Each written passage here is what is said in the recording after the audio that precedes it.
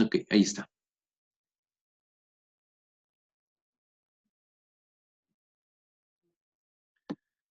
Muy bien. Entonces, platicamos sobre el ente, diciendo que como tal, el concepto que nosotros hemos heredado de ente en la tradición aristotélico-tomista es un término muy concreto que nos quiere decir que hay un sujeto que está en un acto, pero que tenemos que tomar en cuenta que este es el camino, ¿sí?, de todo nuestro conocimiento. Cuando vemos que hay algo que aparece a nuestros sentidos, y al aparecer es porque está en acto y tiene una unidad. Es, digamos, lo primero que nos encontramos. Por eso decimos, el punto de partida de esto es el ente, porque es con lo que comúnmente nosotros nos encontramos y tenemos experiencia. Un sujeto en un acto. Sin embargo, si retomamos en esta reflexión sobre la experiencia, nos tenemos que dar cuenta que las cosas que se nos presentan son mucho más profundas de lo que aparentemente son en un primer momento. No alcanzamos a conocer las cosas completamente, sino hasta después de un ejercicio arduo. Y a pesar de hacer ese ejercicio arduo, muchas veces no alcanzamos a conocer todos los aspectos de aquello que conocemos. Entonces, aunque decimos que eh, el punto de partida es el ente es una primera noción que nos llega. Pero detrás del ente o hacia adentro del ente hay muchísimas cosas por conocer. Lo que nosotros hacemos desde la metafísica es tratar de entender esa estructura del ente, tratar de entender la estructura metafísica de las cosas, su constitución, etcétera, su dinámica. Por eso habíamos dicho que, bueno, aunque hacemos metafísica, pero tenemos que estar conscientes de que aquello que intentamos conocer, que son los entes, que son la realidad, son mucho más ricos incluso de lo que nosotros conocemos y tenemos que esforzarnos por conocerlos cada día con más profundidad. Y por ahí Víctor nos hacía una cuestión, nos hacía una cuestionante interesante, o no sé si fue Víctor o César, que cómo teníamos que tomar entonces a la metafísica, como una teoría entre tantas, o sea, esta metafísica tomista, como una teoría entre tantas o, o, o no. Y bueno, el comentario que daba en aquel momento, lo resumo en lo siguiente, que si bien nosotros tenemos que tener conciencia de todas las limitaciones que tenemos, todos los sesgos intelectuales, toda esa carga de tradición, toda la educación que hemos recibido, todo eso nos afecta en la manera como abordamos las cosas, ¿sí? Pero no hay duda que cuando yo conozco es porque estoy conociendo. Y esa seguridad que nos proporciona el realismo, un realismo moderado, tiene que ir acompañada de la certeza, o más bien de la conciencia de que aunque yo en efecto estoy conociendo y puedo hacer un esquema metafísico de aquello que verdaderamente estoy conociendo, detrás de mí hay toda una tradición histórica que me está, que me está dando lentes especiales con los cuales ver esa realidad. De modo que sí estoy conociendo la realidad, pero me está ayudando una tradición histórica, me está ayudando mi educación previa, me están ayudando mis prejuicios, ¿sí? Recuerden aquí, prejuicios no es que fuera algo malo, sino son digamos, esta tradición que nos ha educado, ¿sí?, y que nos ha formado la mente para ver las cosas de un modo. Y decíamos que tenemos que estar conscientes de ello, porque si no estamos conscientes de ello, pues será muy difícil mantener el espíritu filosófico y en lugar de ser amantes de la verdad, podremos llegar a ser amantes de lo que nosotros creemos que es verdad, de caprichos. Y esto es muy importante cuidarnos porque pues siempre nos puede llevar a actitudes dogmáticas. Por eso les decía, el punto de partida sí es el ente, y el conocimiento metafísico que obtenemos, tenemos que creer que es verdadero porque lo estamos conociendo, si estamos haciendo un proceso lógico, una metodología, estamos sometiendo a los conceptos a juicios críticos para tratar de purificarlos lo más posible, pero que eso no nos quita el ponernos frente a un espejo y reconocer toda esa tradición que llevamos cargando y decir que yo conozco este aspecto metafísico de la realidad, que yo lo estructuro de esta manera, pero gran parte de ello es porque mi tradición filosófica me ha permitido hacerlo así. Y la realidad se estructura muy bien así y por eso yo he elegido este sistema filosófico, ¿no? Por eso he elegido este sistema metafísico. Eso, una perspectiva así tiene la virtud de tener conciencia de quiénes somos como filósofos, de tener conciencia de esa tradición que vamos cargando y a la vez de tener la certeza de que conocemos las cosas y que nuestros sistemas metafísicos y todas estas construcciones mentales, conceptuales, son reflejo claro de la realidad. Muy importante este punto inicial. Y bueno, ya empezamos a revisar algunos entes. Habíamos dicho que hay entes que son más, que tienen un grado de perfección mayor que el otro, porque son entes naturales y no entes artificiales. Y bueno, nos pusimos a repasar el esquema clásico, ¿no? Primero revisamos cuál era la noción de ente. ¿Sí? Recuerden, un sujeto en un acto. Y lo que tiene de fondo un ente, ¿no? Porque el ente, recuerden, es esto primero que recibimos en el intelecto. Cuando tú estás frente a una computadora, frente a un celular, la computadora y el celular se muestran como un sujeto en un acto. Y es lo primero que te das cuenta, ¿sí? Si el celular no estuviera en acto, pues yo creo que el celular estaría en la tienda todavía, o estaría en las partes de los fabricantes o en la mente de los diseñadores y programadores. Es hasta que se les da la actualidad de un objeto, de una cosa, cuando se nos es capaz de presentarse a nosotros, ¿sí? Y se nos presentan como un sujeto en acto. Y bueno, esta primera noción nos invita a profundizar en el conocimiento de este sujeto que está en acto. Y por lo tanto, todo ente debe tener una esencia, sí, debe tener una esencia. Y que hay determinaciones de los entes. Aunque ente es una noción que nos introduce en el camino de la metafísica, tenemos que decir que también del ente podríamos decir varias cosas. Por ejemplo, podríamos hacer los predicamentos, ¿sí? Que son los modos fundamentales de ser. Todo el ser está determinado, ¿sí? En estas categorías y por lo tanto todos los entes pudieran ser clasificados según estas categorías. Y vemos no solamente eso, sino que los entes comparten algo uno con otro, independientemente de esas diferencias derivadas de la esencia, ¿sí? Identificadas por las categorías. Y eso que hay en común le llamamos trascendentales. Los trascendentales, hemos aprendido, son convertibles entre sí.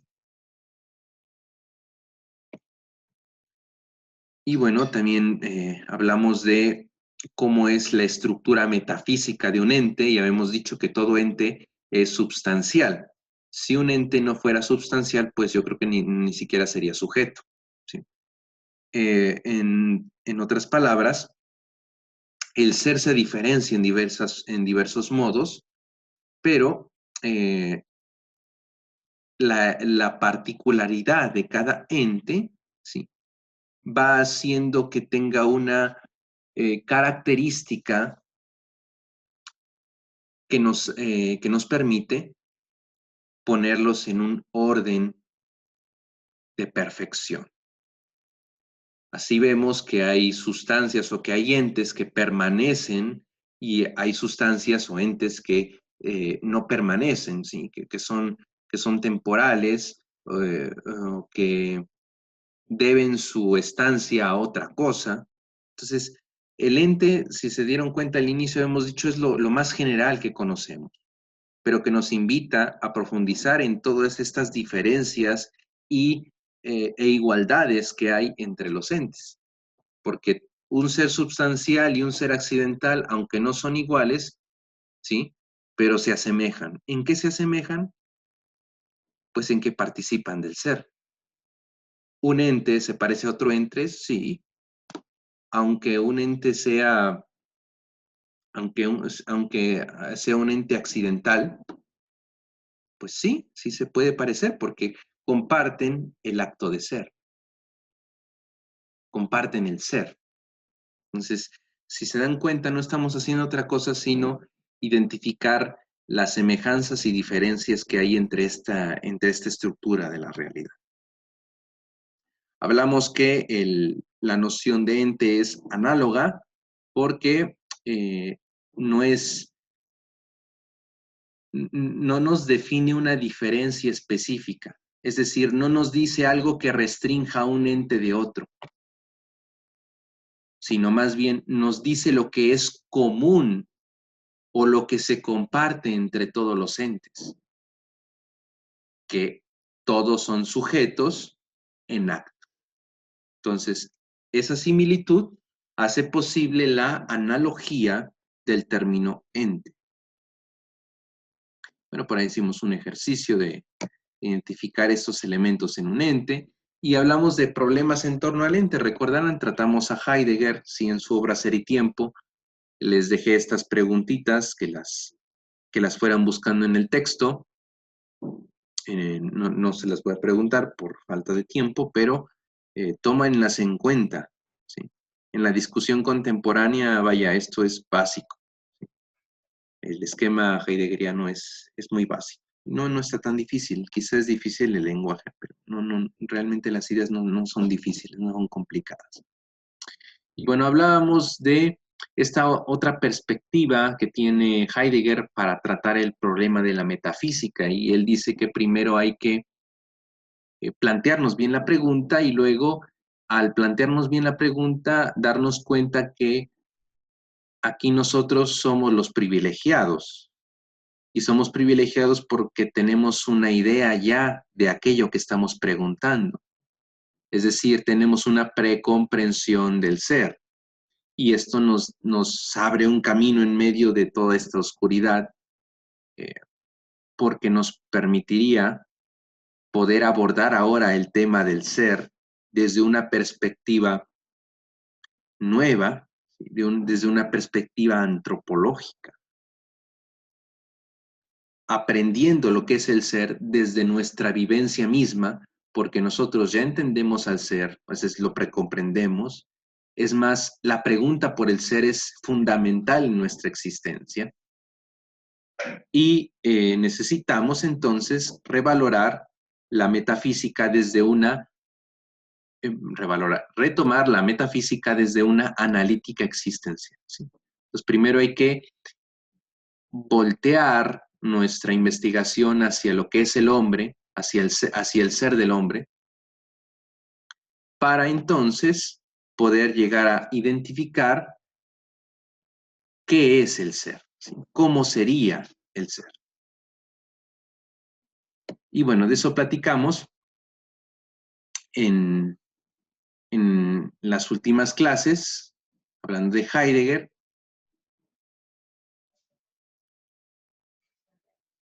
de esta ontología fundamental o analítica existencial.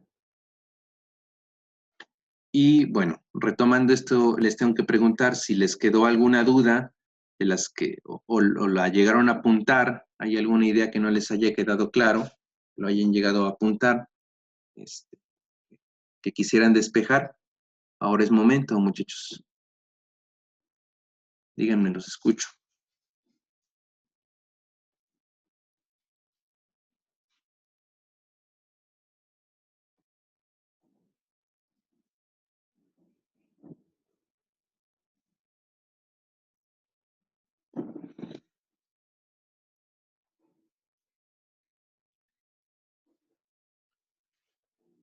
¿O quedó claro sobre lo que hablamos de...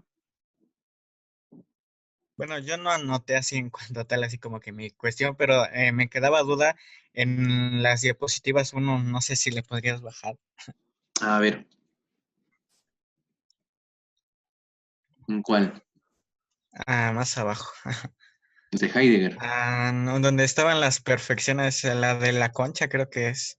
Ah, sí, esta. Ajá. Ah, ajá, ¿qué es esa? No sé si me la podrías volver a explicar en esta parte. Ah, sí, claro que sí. Bueno, cuando nosotros nos introducimos en el camino de la metafísica, nos encontramos con este primer concepto, que es el ente. El ente es lo que es, y habíamos dicho que es un término que nos expresa que hay un sujeto en un acto. Pero esto solamente es lo primero que aparece a nuestro intelecto, lo primero que nos damos cuenta. Pero a partir de este conocimiento primario, somos invitados a profundizar en la estructura metafísica de ese ente. Y habíamos dicho que todo ente tiene pues una composición, una estructura que nosotros identificamos, eh, por ejemplo, bajo sustancia y accidentes. Que dicho de otro modo, el ente que es lo más general queda diferenciado y plenamente identificado cuando tú reconoces su sustancia y sus accidentes. Por ejemplo, en esta diapositiva tú tienes algunas piezas de pan, pero, y voy a bajarle, pero antes que teníamos, obviamente teníamos un montón de masa para pan, masa lista para ser horneada. Analógicamente, metafóricamente, pensemos que la masa de pan es esta noción de ente, porque recuerda que cuando tú dices ente, solamente te estás refiriendo que hay un sujeto en un acto. El concepto de ente aún no con ese concepto todavía no puedes diferenciar una sustancia, ¿sí? Un objeto en concreto. Solamente con el término ente estás identificando que eso es, como la masa, ¿sí? La masa aquí la podemos moldear en muchas cosas. No podemos llegar a hacer incluso que sea ni siquiera un pan, ¿no? O que sea un pan de dulce, un pan de sal, metafóricamente, aunque en la práctica eso no sería posible. Eh, tú le puedes dar la forma que quieras. Y cuando tú le asignas las características especiales a esa masa, tú ya haces que sea diferente una a otra. Entonces puedes hacer que un tanto de la masa sean conchas y otro tanto de la masa sean estos, eh, cualquiera de otra clase de pan de dulce, ¿no? En ese segundo momento, tendríamos que identificar a la sustancia y los accidentes que sí nos hacen diferentes a un ente de otro. ¿Qué hace diferente a un ente de otro?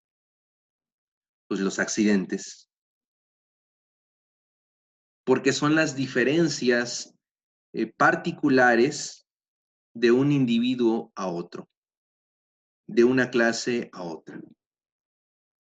Entonces, la masa del pan sería como el concepto ente, que solamente que nos expresa que hay algo que es, nada más, ¿sí? Pero aún no hay nada diferente, ¿sí? No hay nada diferenciado. Y lo que va a hacer a los entes diferentes uno de otro va a ser sus accidentes, ¿sí? Obviamente sustancias individuales, pero fundamentalmente los accidentes. Los accidentes van a diferenciar esa masa indiferenciada, así como el accidente concretiza, ¿sí? La sustancia y el accidente en términos metafísicos concretizan al ser. Porque recuerda, uno dice ser y vaya, estamos diciendo demasiado. El concepto de ser, decimos, es muy extenso. Pero cuando tú, de esa extensión del término ser, eres capaz de concretizar el ser en un objeto, en una cosa en particular, es porque la debiste determinar, ¿no? Es que aquí hay un ser, ¿no? Pues, ¿qué tipo de ser? No, pues es un ser material. Ah, entonces ya le has asignado una naturaleza, ¿no? Estás asignando eh, una sustancia. Primero, le has asignado una sustancia. Ya has dicho, no es cualquier ser, sino es una sustancia material, ¿eh? Y después dices, no sé, es una sustancia material comestible, ¿sí? Hecha de trigo. Entonces, fíjate, ya estás restringiendo más al ser. Ya no es cualquier ser, es un ser material. Ya no es cualquier ser material, es un ser material elaborado con trigo a través de la panificación o el horneado. Incluso puedes bajar más, poniendo las características esenciales, por ejemplo, para que sea una concha. Entonces, en esa reducción vas identificando más concretamente un ente. La noción de ente nos dice solamente la cuestión más general de las cosas, que hay un sujeto en un acto.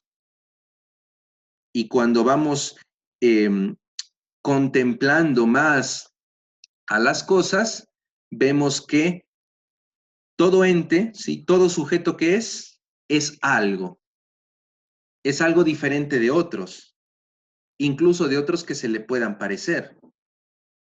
Y entonces llegamos a decir que las cosas, o perdón, que los entes son substanciales, pues son individuales y poseen accidentes que los diferencian unos de otros.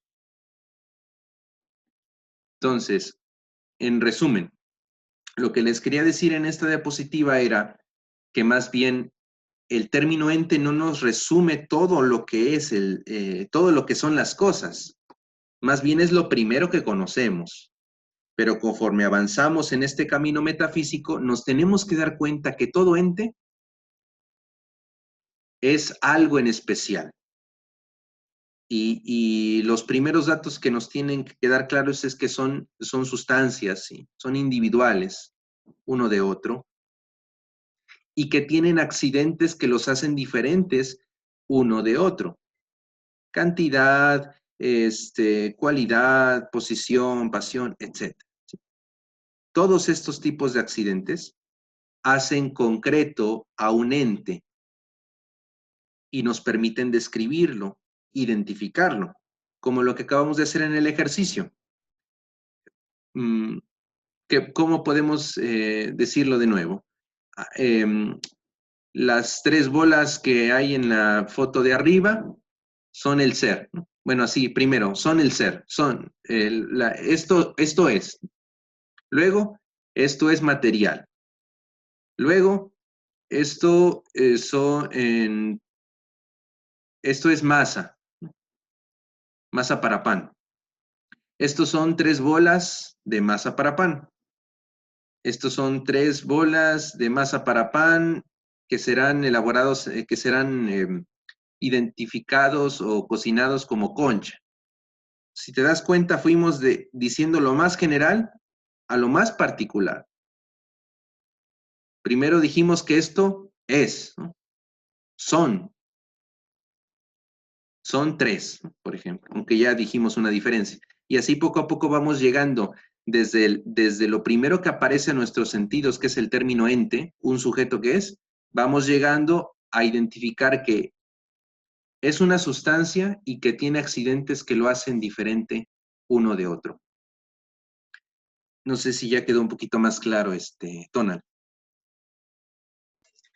Sí, y ahora sí que en el ejemplo de la concha, esos accidentes que se mencionan, los propios de la especie, los inseparables del individuo, los separables y del agente externo, bueno, me causa duda los dos primeros. Bueno, bueno, yo lo estaba imaginando así como en mi cabeza, que no, que pues así como que los propios de la especie y los inseparables, bueno, ahí me confundía, ¿no? Porque yo ponía algo así como que pues la forma, ¿no? Propia de la concha, ¿no? Redonda, tal vez su tamaño, ¿no?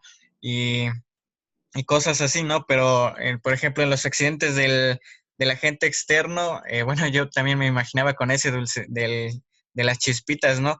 Y pudiese yo mencionar así como que el color de las chispitas, ¿no? En los accidentes de un agente externo, pero sí, esta separación en estos dos primeros de los propios de la especie y los inseparables del individuo, ¿cómo los entiendo? O bueno, ¿cuáles son? O así como en un ejemplo en concreto como el de la concha, para no tardar. Ok, sí. Bueno, de esto vamos a platicar cuando nos toque ver los accidentes. Pero, a ver, ahorita lo damos. Bueno, cuando hablamos de accidentes propios de la especie, tendríamos que decir que son excluyentes. Es decir, no se van a dar si no es en la determinada especie. Por ejemplo, ¿qué accidentes no se pudieran dar en una concha?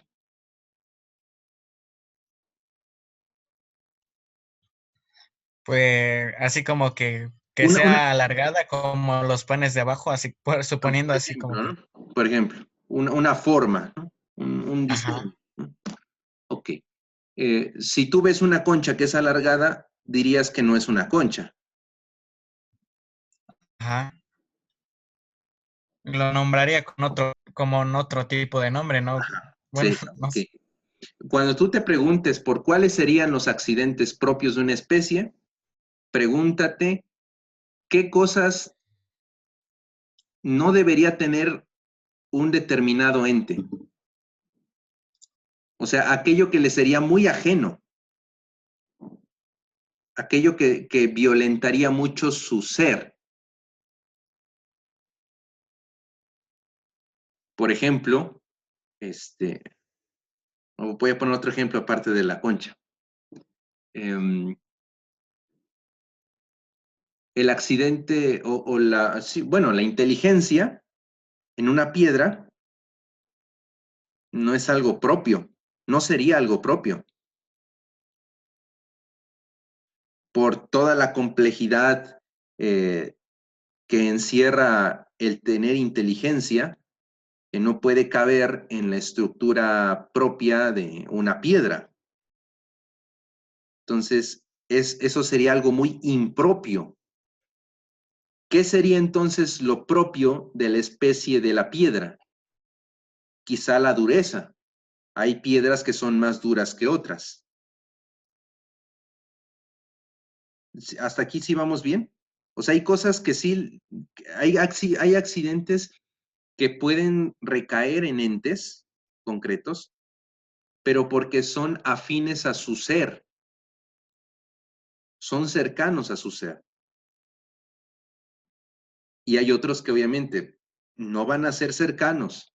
Por ejemplo, si tú le quieres atribuir inteligencia a una piedra, pues obviamente dista mucho la inteligencia a la naturaleza de la piedra. Diferente a que tú a la piedra le quieras atribuir algo más cercano a su naturaleza, como sería la dureza. ¿Hasta aquí sí vamos bien, Tona? Sí, pero aquí también, bueno, me confundo con los inseparables del individuo. ¿Eso es como, o a qué se refieren? Ya. Em, yo meditaba hace un tiempo si es que la esencia dependía de los accidentes. Y bueno, ya no tocaremos el tema de la esencia en otra clase, pero momentáneamente vamos a decir esto. Las características físicas, vamos a ponernos solamente en el plano material, las características físicas que le confieren el eh, ser algo en particular a una cosa,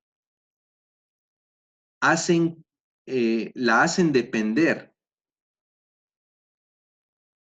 Dicho de otro modo, si aquellos accidentes cambiaran, el ser de una cosa también cambiaría. Entonces, no creas que son cosas, o sea, que son accidentes totalmente diferentes, ¿sí? Aquí lo que dice la diapositiva es que a los accidentes los podemos clasificar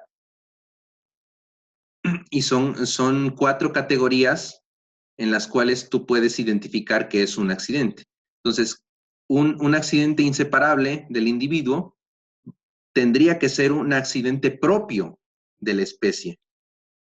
Bueno, de la especie es más general, pero del individuo. Aquello sin lo cual el individuo no puede hacer lo que es. Por ejemplo, eh,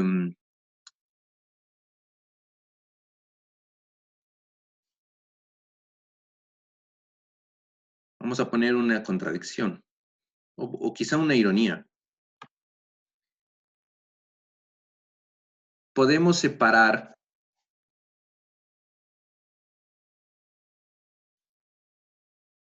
la justicia del justo.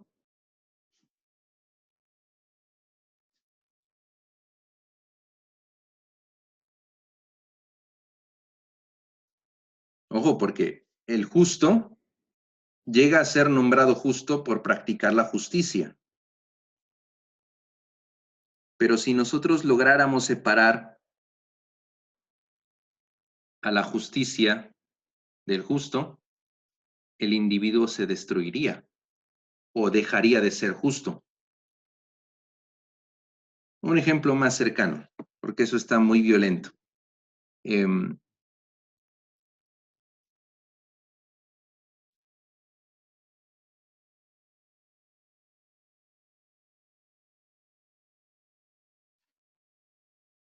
¿Nosotros pudiéramos acaso separar el color, el color de,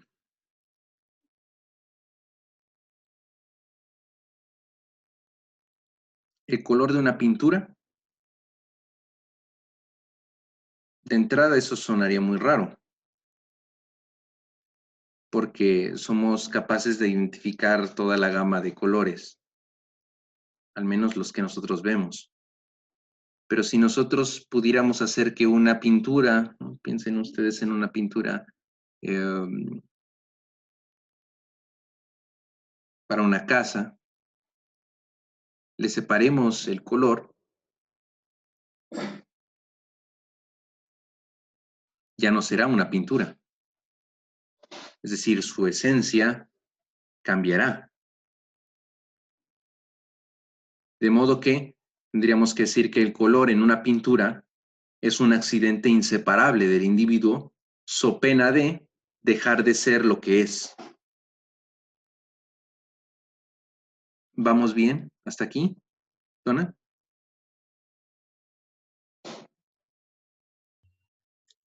Sí, más o menos. Ok, retomando lo que te dije hace un momento. Aquí la clasificación de accidentes solo la he puesto como lista previa, porque ya nos tocará hablar de accidentes, para que vayamos teniendo en cuenta que a los accidentes los podemos clasificar de diversos modos. Y una de esas clasificaciones es esta. Encontramos que hay accidentes propios de cada especie, que son cercanos a la naturaleza de una especie en particular, que hay accidentes que son inseparables del individuo, que si los llegásemos a separar, tendríamos que hablar que hubo una especie de corrupción y que por lo tanto ahora son algo que no eran antes. Que hay accidentes separables, obviamente, sin riesgo a que el individuo deje de ser lo que era, y que también puede haber accidentes de un agente externo.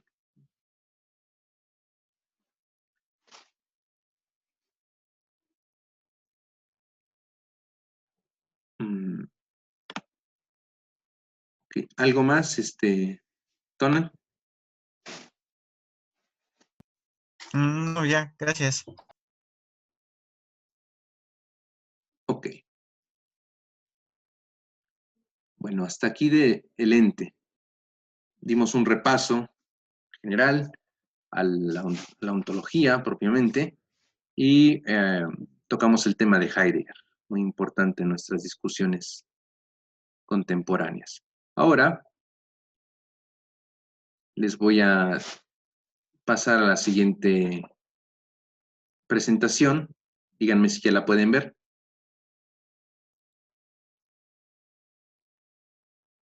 Sí, ya se ve. Ok.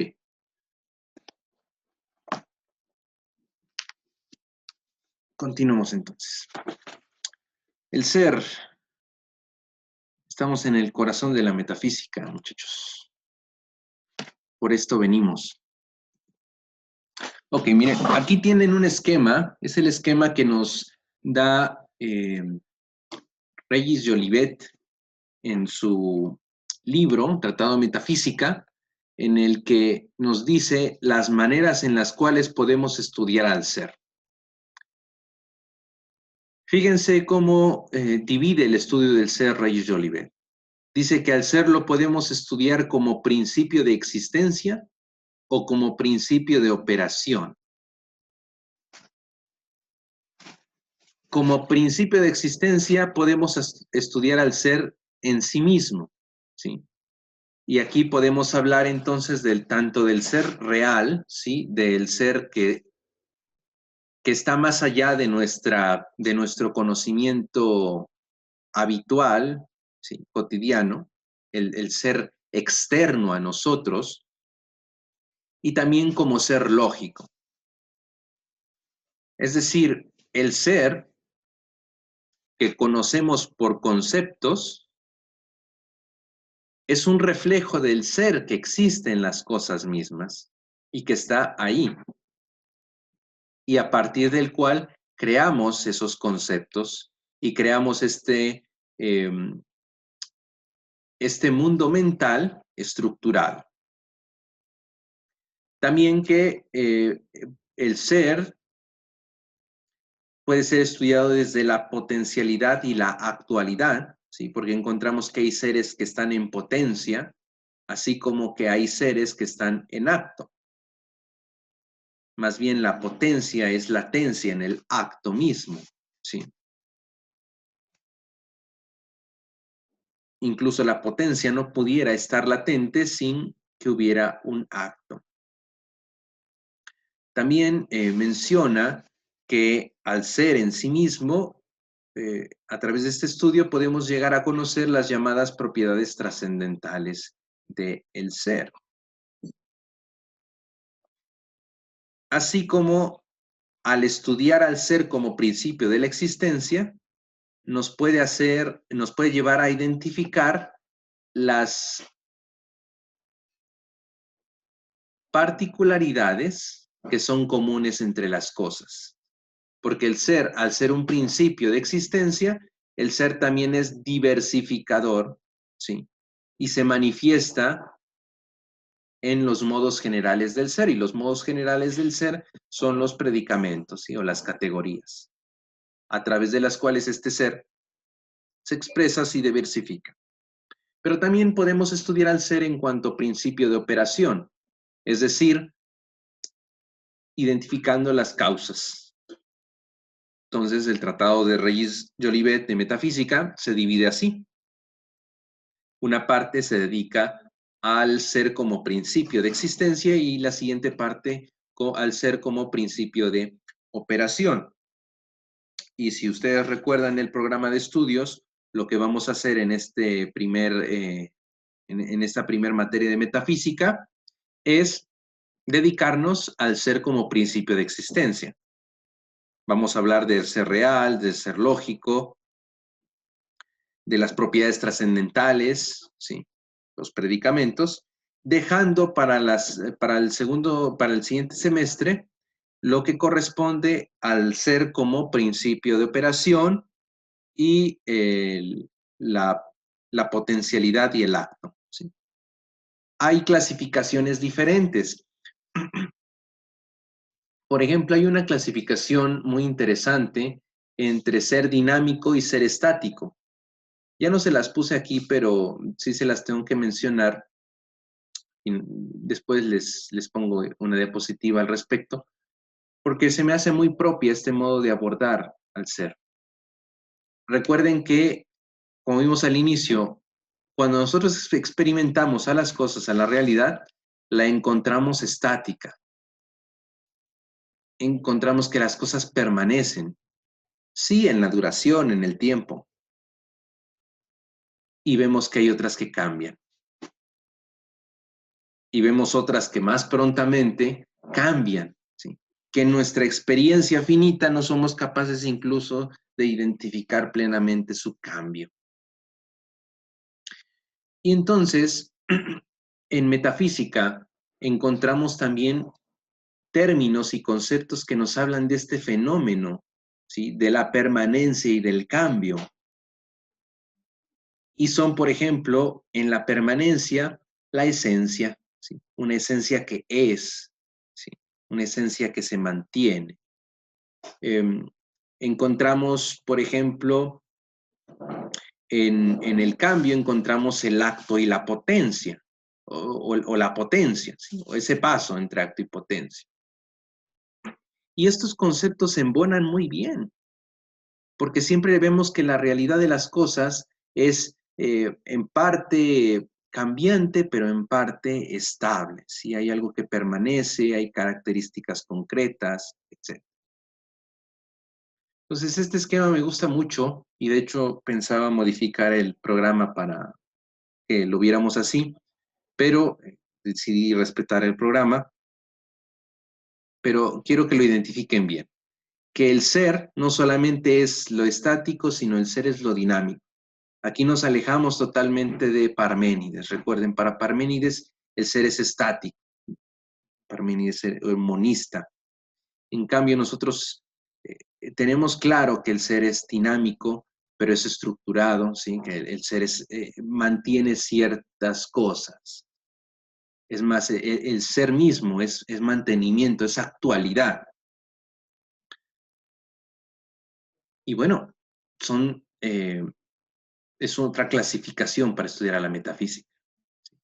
Podríamos estudiar primero la esencia, la substancia, los trascendentales, y después estudiar el acto, la potencia, la causalidad, que sería el aspecto dinámico. Pero bueno, son esquemas metafísicos. Ustedes deberán elegir el que consideren mejor. Bueno, ya para introducirnos ahora sí en el tema del ser, antes de que nos dé el tiempo, es recordar, ¿no? Recordar. Todo lo que existe, todas las cosas poseen su participación de ser.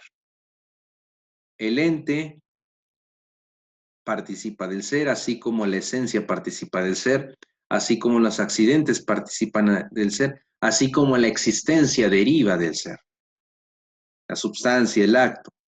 Todos están incluidos en el universo del ser. un ser muy diverso, un ser muy complejo en cuanto a todo lo que abarca, pero muy simple en cuanto a sí mismo.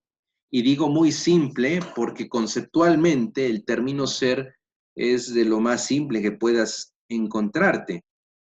No podemos descomponer el concepto de ser porque nos está indicando solamente que las cosas son.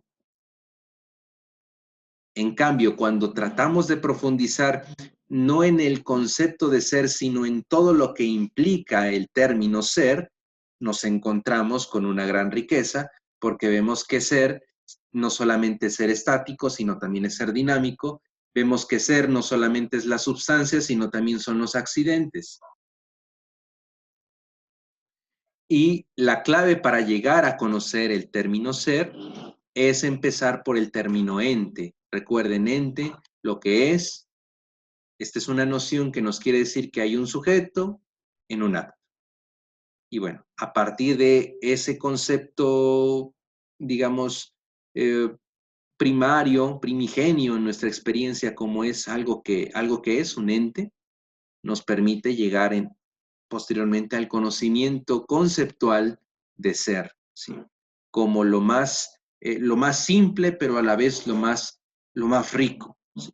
Porque si bien conceptualmente no engloban, no es capaz de demostrarnos toda la complejidad que tiene en sí mismo, pero cuando a través de su noción bajamos a estudiar toda la estructura de la realidad, al ser lo encontramos en todas las cosas.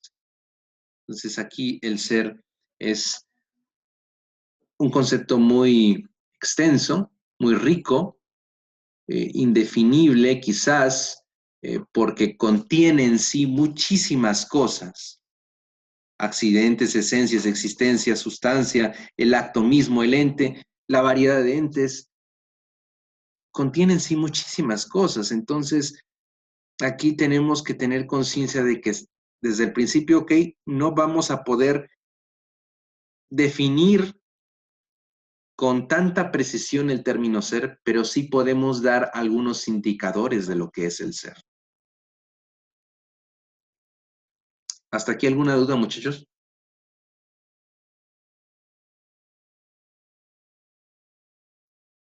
No, Eric, todo bien, gracias.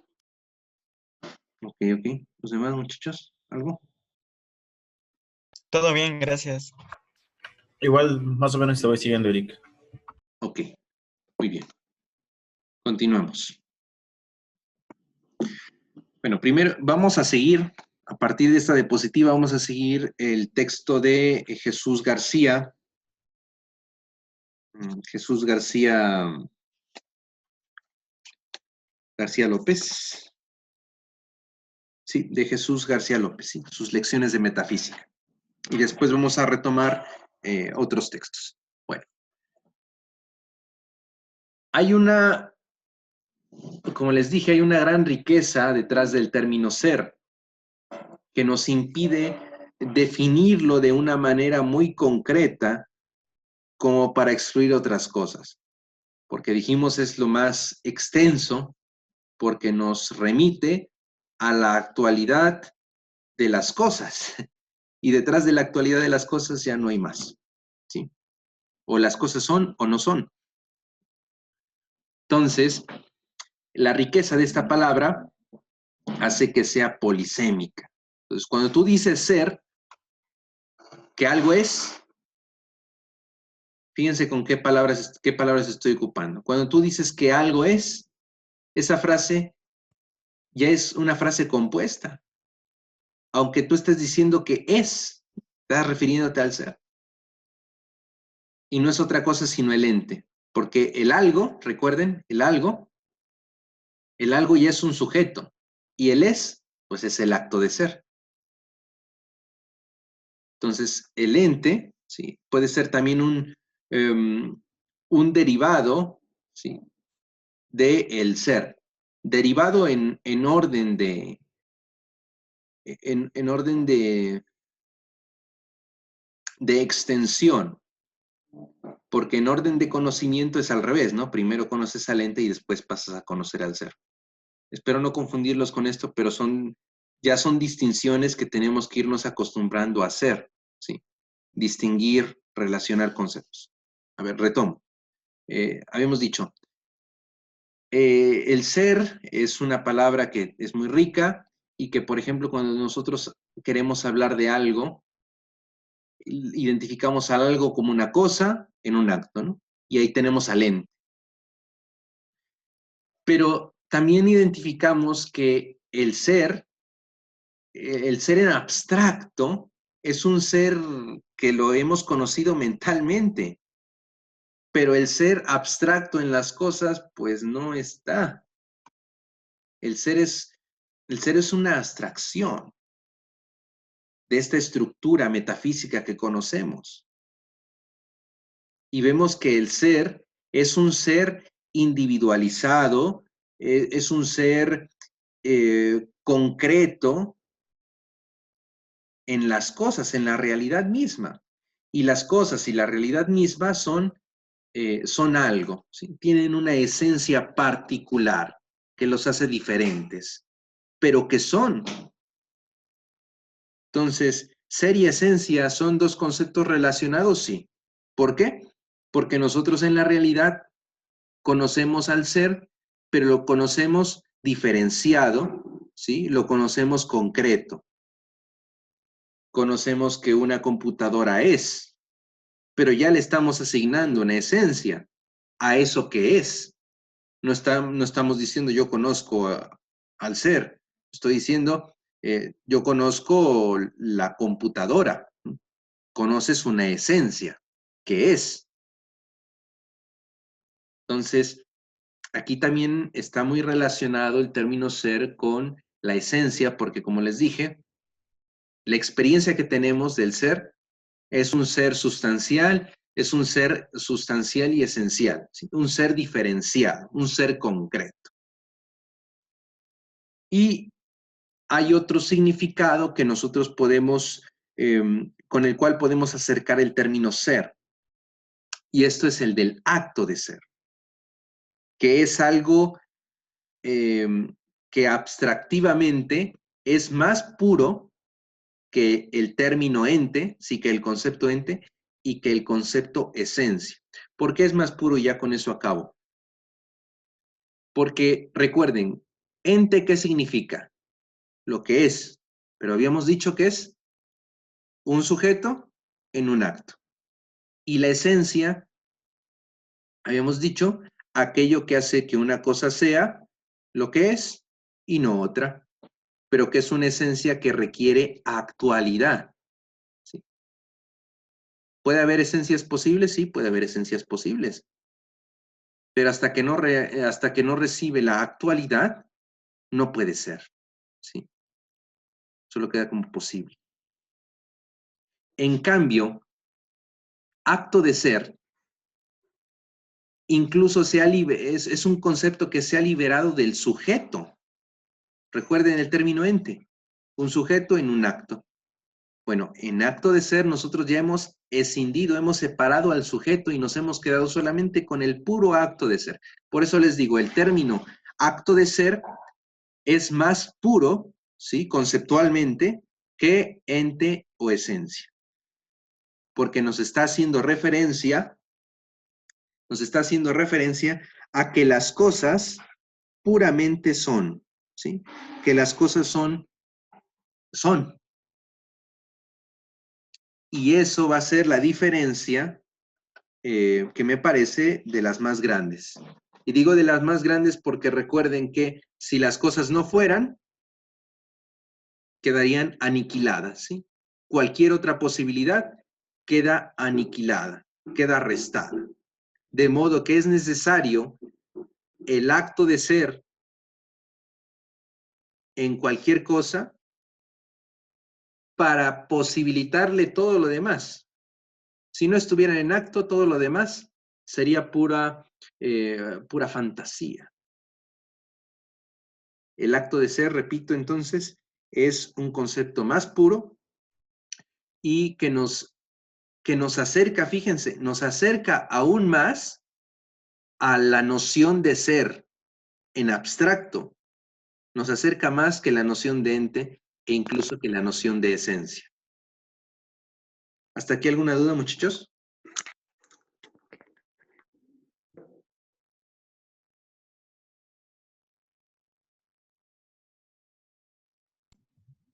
No, ninguna. Ok. Bueno, No, gracias, Eric. sale. Entonces ahí nos quedamos. Entonces, a ver, permítanme apuntar porque a mí se me olvida. Emilio.